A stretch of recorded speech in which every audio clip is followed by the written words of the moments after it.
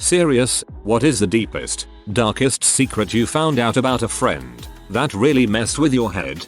One of my friends over a long time on while suddenly went missing on raid night. I asked one of his IRL friends what happened. Turns out he got locked up for murdering someone. Never saw him again. There was a girl from a major guild on my old server who apparently used to get drunk and rage on her guildies all the time. I quit playing for a while, and when I came back I didn't see her at all. I asked what happened to her and a bunch of people told me she was murdered. Not really a very dark secret, but I had a friend that had many friends outside of school. People would always call him and ask him to hang out every day. Turns out he had an app that would fake call you with the names you put in.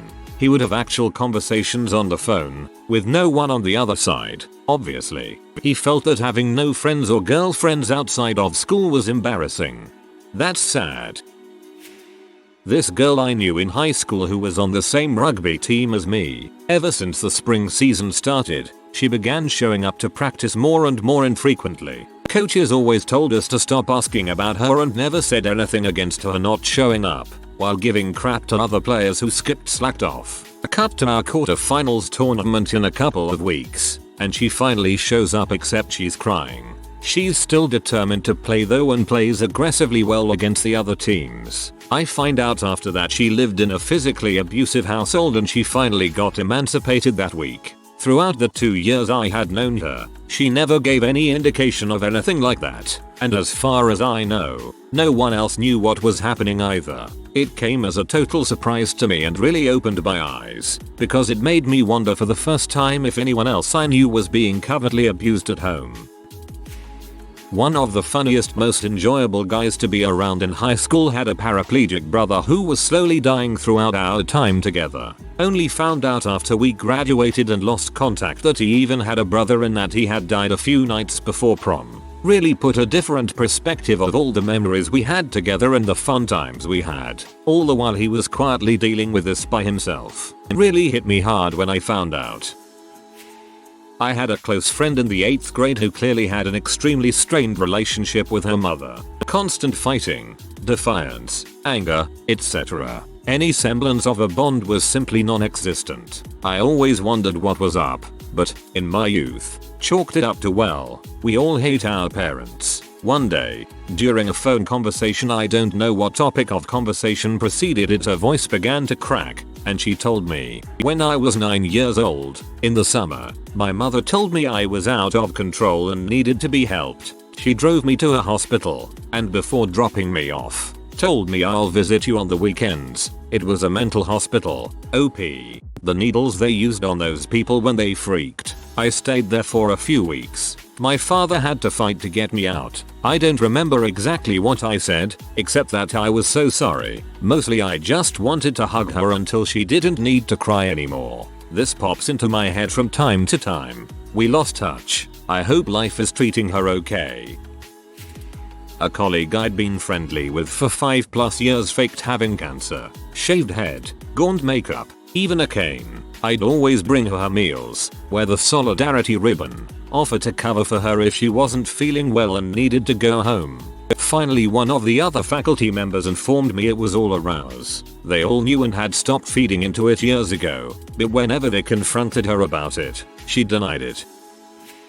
I went to high school in a small, affluent suburban town. I knew this girl. We weren't that close, but we had some mutual friends, so we were occasionally hanging in the same circles. She was quiet, a good student, that type. Years later she became a public advocate for children who had been sold into prostitution. It turned out starting from the age of 10, so the entire time I knew her, plus more, her parents had been forcing her into prostitution. This was apparently going on weeknights after school. It fricked me up so bad to imagine what she must have been going through, while still having to go to school and being a great student. And it fricked me up even more to think this could be happening in my own hometown. But the thing that really fricked me up the most was that her parents used the money from this to pay for her to go to college, one of the most prestigious public universities in the US. Like in some fricked up way they thought they were helping her. Scarred me for life. This one freaks me out the most of all the answers I've read on here. Parents prostituting their own daughter from the age of 10. WTF was going on in their minds? That poor girl. One of my best friends has a severe fear towards tools. After her noticing me noticing it, she finally told me about it. Turns out her brother tried to kill her several times growing up. He's gotten arrested multiple times for assault with and without weapons, etc. Their mom was essentially a single parent, and rather than dealing with it, she just told her he was only playing and wouldn't actually do it. Nothing like insane siblings and good parenting. I find nothing sadder than family members hating killing each other, especially siblings. I found out that my friend has debated jumping in front of a car to kill herself every day after school. She also told me that I was usually the one stopper when I said bye or something. This fricked me up for a while. I worked at a coffee shop with a woman who was considerably older than myself. She's the most lovely, kind-hearted, and friendly person I've met, and she was sort of a motherly figure to me. I don't know how this came up in conversation, but one day she told me she cheats on her husband with her ex-husband every chance she gets. I just don't know how to feel about that. If there's anything I've learned from watching 20 years of friends getting married and divorced, it's that you never know what's going on in a marriage. This was years ago, but I learned from another classmate that my friend's parents were intentionally starving her for some reason unbeknownst to us at the time. She was naturally tiny, so I didn't realize, but then her behavior started to change and I knew that she wasn't being treated right. After a while, the younger sister told us that their parents wanted her to be skinny, at 12 freaking years old, to look beautiful for an older guy that they'd arranged to be her husband. I don't really know what became of it, seeing as I'm no longer in contact with any of my primary school friends, but I can only hope that she's doing well, and that her sister didn't have to follow in her footsteps. My childhood best friend's mom was Miss Perfect, always had the best snacks made for play dates, house was perfectly neat, hair perfectly combed, she was everyone's softball coach, Girl Scout leader, class mom, everything my mom said when she used to see her when picking us kids up from school. Her mom's breath always smelled perfectly minty fresh, like she was so perfect. I am in college now and recently attended her funeral. She was a raging alcoholic. Her breath always smelt minty fresh from mouthwash to cover up the stench of her drink. She literally killed herself with alcohol. So sad. Literally what seemed like the perfect woman was killing herself over the span of 10 years. I have no idea what she was going through to this day. RIP. Sort of terrifying that if the mouthwash was to cover up alcohol, she was drunk while driving her kids home from school. I went to high school with a guy who turned out to be a child molester. He was wanted by Interpol for human trafficking as well. In school he was a nice, quiet guy who always showed up for whatever he was involved in. We were in a few clubs together and I never, ever picked up on an odd vibe. I feel like I'm pretty good with reading people, but this is the one that completely got by me. I sat by a serial rapist in freshman biology. Feels really off-putting and disassociating to know that. We found out in junior high that my best friend had been molesting his younger sister for who knows how long. I was the only one in our friend group that didn't try to sweep it under the rug and pretend nothing had happened. A girl who was my best friend ended up confessing to me in freshman year that ever since she was young her father had raped her. I told her to not go back home that day and she could come stay at my place for however long she wanted. I explained this to my parents, who called the cops and let her stay at my place until police showed up to bring her in for questioning. I'm not really sure why, but after a few more years of not seeing her, she added me on Facebook and thanked me for everything I did for her. Turns out she went into foster care and moving in with a family all the way in Ottawa. Pretty sad story, but her life has gotten much better. I just wish I could have done more. You did the best you could do given the situation. Good job equals. University. In my halls of residence, made friends with a guy who was into heavy metal music. He was quite different compared to myself. Me sporty, involved in university football team, etc. He was big into his pot and metal music. But I talk to anyone, and if you're not a dong, I don't care how you dress or what music you like, etc. He had come from the other side of the country and I could tell he felt quite lonely and was just about surviving financially. So I used to invite him into my room with other friends and it would always end up me and him talking about conspiracy theories and all sorts till the early hours. When we were going out I would drag him out with me and I would stick a 20 or so in his pocket and say, when you make it big, he was a musician, you can give me a backstage pass. I started a cook-off with him in the halls as he wasn't sure how to cook, so gave him a few recipes and he ran with it. He was a great guy. We liked totally different things but at the same time connected. Anyway, one of these nights I forced him out because he was looking homesick in his room.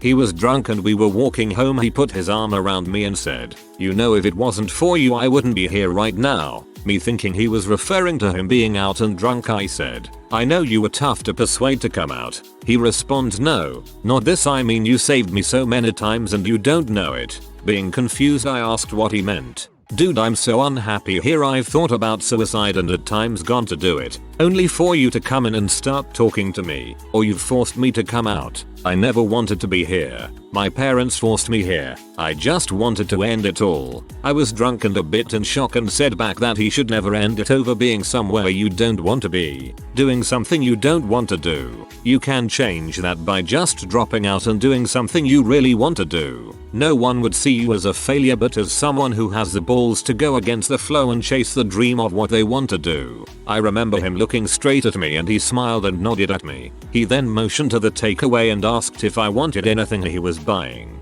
He then laughed and said, "Well, you are, it's your money." A few weeks later we broke for Christmas and we all went back to where we came from for the holidays. He rang me and he was in the car with a friend driving back to university to get his stuff he was leaving. I remember him sounding so relieved. He thanked me for everything. It was only later I realized the difference I made, and it messed my head a little bit. Started thinking how if I hadn't have been the way I was, what would have happened and the knock-on effect it would have had for me and his family. Hope you're doing well, Jim, and rocking it. The world needs more people like you. An interesting secret I found out about a friend was that he had starred in a gay P. He was straight as far as we knew, dated females. He would have been between 18 and 22 at the time. It was always a rumor. One day my friends and I received a text message with the link sent anonymously. We watched him do butt sex. Awkward. Gay for pay is a thing. I went to visit my at the time best friend. After we hadn't seen each other for a while, I asked about her smaller dog, who wasn't at the house anymore. Backstory about this dog: he was bought as a puppy and when his owner was going through a divorce he put the dog in a basement and the only interactions he had with people were ones of abuse. So over time he became aggressive toward people. The original owner was putting him down and my friend decided to rescue and rehab him. She had him for a couple of years, and when I went to see her, he wasn't there anymore. So when I asked what happened, she apparently had gotten pee that he peed on the carpet, decided to drive him to a dirt road by the airport and leave him there. She laughed when she told me that he ran after the car, you know, in a way where you could tell she expected me to find it funny too. I was livid, shaking, left and never talked to her again. IDK if that counts exactly, but it fricked with my head. And still does. That's so fricked up, I'm speechless. My childhood friend was being sexually abused by her father. Myself and my family found out because I repeated something she had told me in front of her mom and I ended up in CPS for it. Friend started laughing maniacally while telling me about how the uncle that molested her committed suicide. It was heartbreaking. In the middle of the crackling she broke down crying. I didn't know what to do. I didn't hug her or anything. I think she is good now. A friend of mine who I have known for probably 15 years dropped a doozy on his circle of friends. He was a perfectly normal dude, a little shy and quiet growing up, but he did well in school. He loved sports and always came to hang out whenever the group went somewhere. Then he got arrested for voyeurism because he was videotaping dudes using the urinals at the college he had recently graduated from. Everyone, from all his friends to his siblings to his parents, was shocked that such a mild-mannered, normal dude would do that and never even drop a hint. He ended up getting put on house arrest for a year. I visited a few times, tried to be really supportive and see him through all of this, but shame seems to have gotten the best of him. He doesn't respond to calls or texts and has just kinda faded away. I've lost touch with him, but his dad is a family friend so I know he's alive and well. He grew up in a really conservative household and I feel like he just grew up so quiet because his true self was being repressed. Maybe he has always been gay and has been too ashamed to come out. Maybe I'm completely wrong. Who knows? All I know is, either way I'd love him all the same, and I wish he would get in touch. Two of my best friends share the same dad. They're a freaking month apart, but I love them both so much. I've been in both of their weddings. My brother is 2 weeks older than me. It's kind of embarrassing to tell people that. I'm not embarrassed of my brother, just my dad.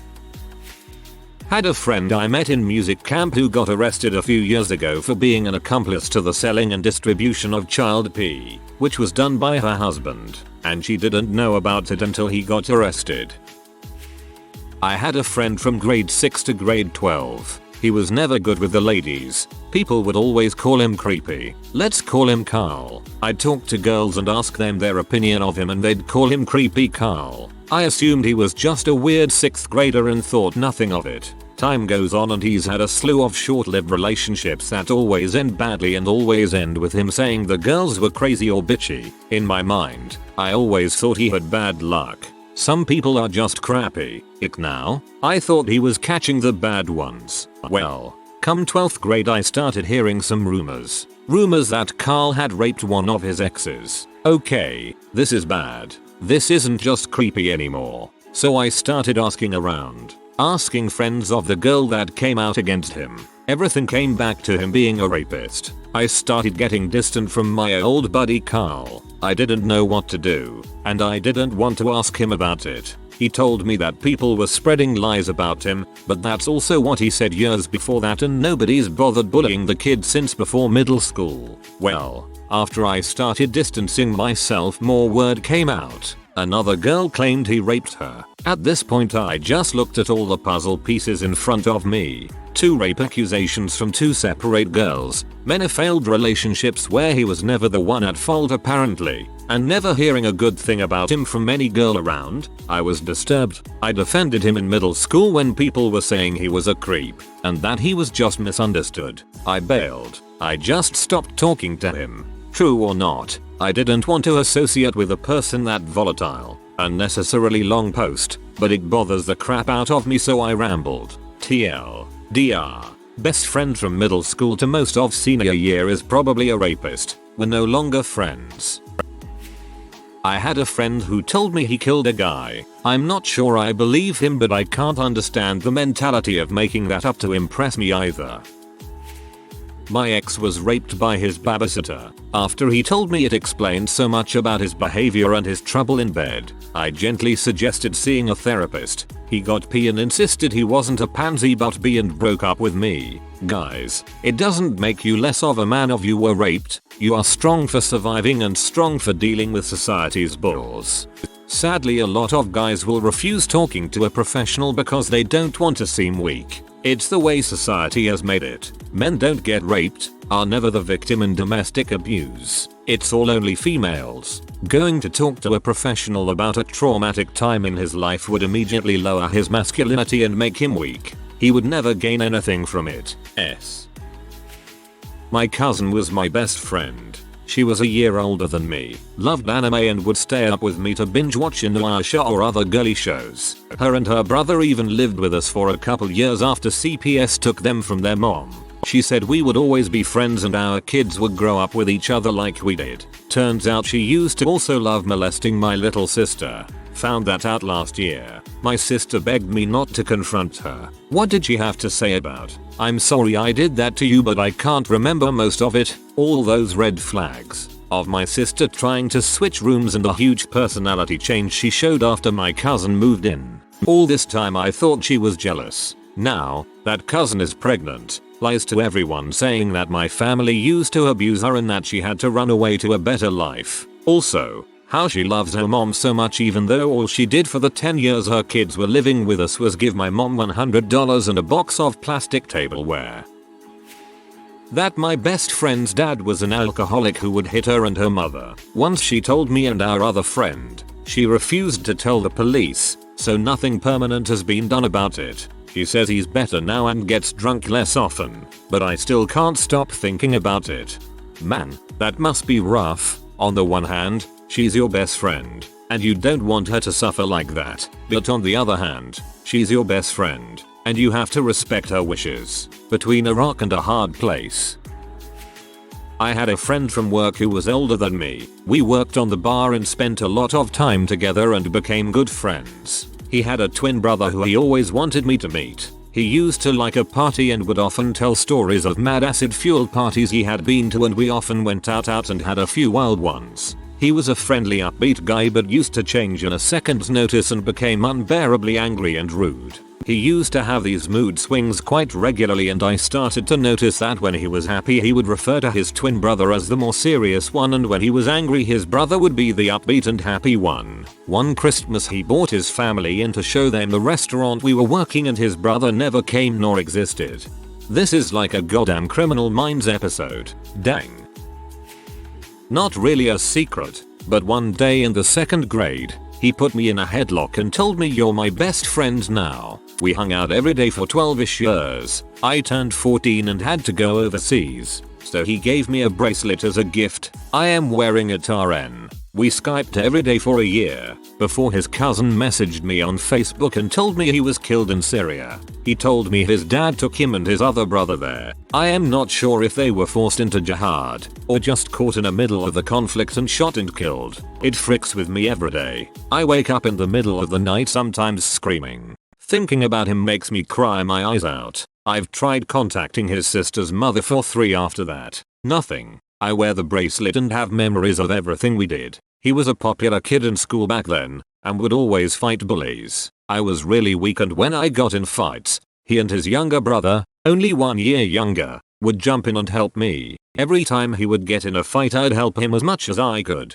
even if that meant getting my butt beat. Sometimes we would climb up on rooftops with our hooker. Yes, we were very young. It's a cultural thing. I regret it very much. And talk about how we're gonna be best friends forever and just go to college together, and live together, and study the same subjects, and get the same job, and live next to each other forever. Kind of makes me very suicidal, but it's whatever, I guess.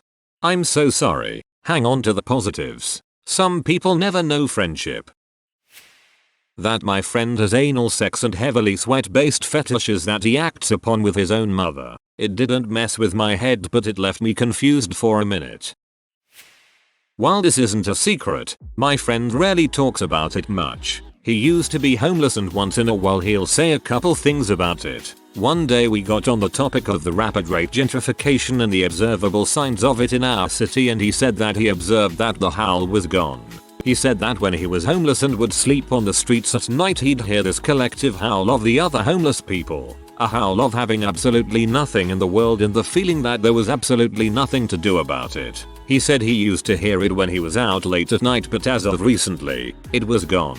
I still don't know what is more terrifying, the howl or the sudden lack of it.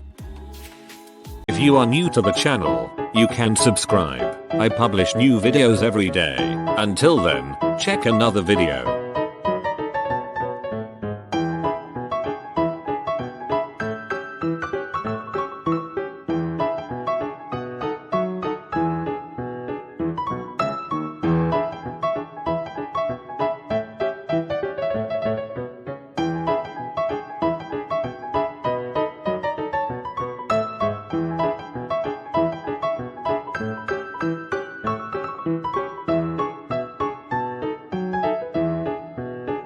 Bye for now.